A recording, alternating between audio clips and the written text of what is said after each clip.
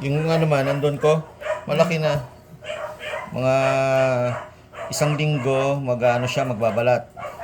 Pag nagbalat siya, Malaki na naman yan. pag nagbalat, iiwalay ko na. Tapos, ayan. Ayan o. May ulo agad oh. Ulo ka ito ng bungad. Alright. Buhay daw naman. Basta hindi sa ano, huwag sa ilalim yung ulo. Kasi nalulunod sila eh.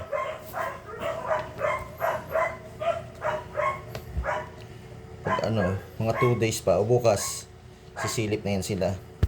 Paano silip? Magabas na ulo niya. Oo, lalabas na yung ulo. Pasilip kita ka, Lord. Gusto mo? Wag. Baka magulat ako eh. Ito konti pa, sige. Ayan natin. At least buo siya. Diba? Hindi siya yung tipong ano. Si James hindi buo eh. Kalahati lang. Maliit eh.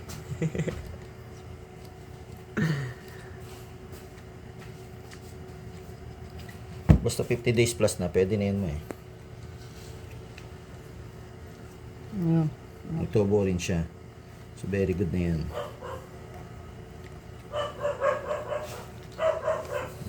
Doon naman tayo ano eh. Tapos hanapin natin yung ulo.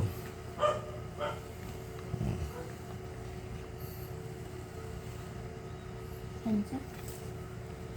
May ano malang sa. Ako hindi ko naman eh.